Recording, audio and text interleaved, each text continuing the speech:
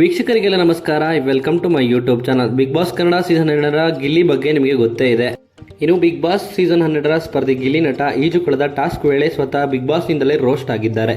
ಇದರ ಜೊತೆಗೆ ಸಹ ಸ್ಪರ್ಧಿಗಳಾದ ರಿಷಗೌಡ ಮತ್ತು ಕಾವ್ಯ ಜೊತೆಗಿನ ಅವರ ಸಂಬಂಧದಲ್ಲಿ ಬಿರುಕಿನ ಬಗ್ಗೆಯೂ ಲೇಖನ ಬೆಳಕು ಚೆಲ್ತಾ ಇದೆ. ಬಿಗ್ ಬಾಸ್ ಸೀಸನ್ 12ರ ಸ್ಪರ್ಧಿಯಾಗಿರುವಂತಹ ಗಿಲ್ಲಿ ನಟ ತಮ್ಮ ಮಾತುಗಳಿಂದಲೇ ಸೋಷಿಯಲ್ ಮೀಡಿಯಾದಲ್ಲಿ ಹೆಚ್ಚು ಸದ್ದು ಮಾಡ್ತಿರ್ತಾರೆ.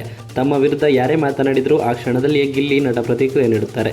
ಇದೀಗ ಮೊದಲ ಬಾರಿಗೆ ಬಿಗ್ ಬಾಸ್ ಮನೆಯಲ್ಲಿ ಗಿಲ್ಲಿ ನಟ ರೋಸ್ಟ್ ಆಗಿದ್ದಾರೆ. ಬಿಗ್ ಬಾಸ್ ನಿಂದಲೇ ಗಿಲ್ಲಿ ನಟ ರೋಸ್ಟ್ ಆಗಿದ್ದಾರೆ. ಅದರಲ್ಲೂ ಹಿಂದಿನ ಸಂಚಿಕೆಯಲ್ಲಿ ಸ್ಪರ್ಧಿಗಳಿಗೆ ಸ್ವಿಮ್ಮಿಂಗ್ ಪೂಲ್ ನಲ್ಲಿ ವಿಶೇಷ ಟಾಸ್ಕ್ ನೀಡಿದ್ರು.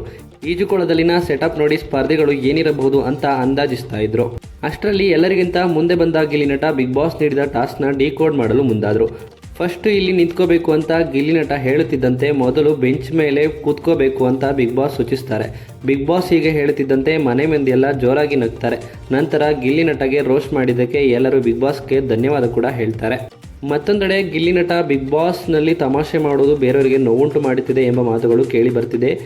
ಈ ಎಲ್ಲದರ ನಡುವೆ ಗಿಲ್ಲಿ ನಟ ಮತ್ತು ರಿಷಗೌಡ ನಡುವೆ ನಡೆದ ಜಗಳ ಈ ಹಿಂದಿನ ವೀಕೆಂಡ್ನ ಸಂಚಿಕೆಯಲ್ಲಿ ಸದ್ದು ಮಾಡಿತ್ತು.